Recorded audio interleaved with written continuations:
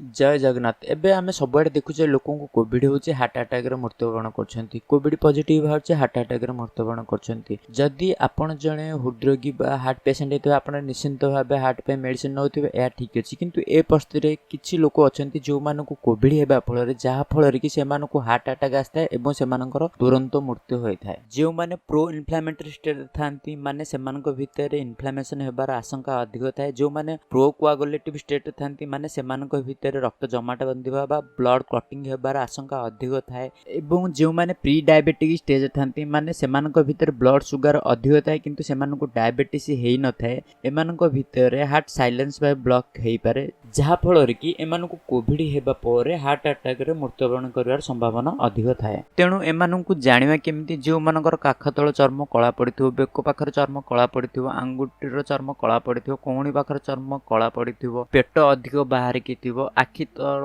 चर्म कळा पडिथिबो, मुंड ऊपर चर्म कळा पडिथिबो, ब्रेस्ट र तळ चर्म कळा पडिथिबो, बेको बा काखतळ वार्ड्स बा भातुली हेइथिबो, आंगुठी रे भातुली हेइथिबो बा वार्ड्स हेइथिबो, माने जेउठी हमर स्किन फोल्डिंग हेइ थाए, माने स्किन जोठी भांगी कि थाए सेठी स्किन कळा पड़ी थाए।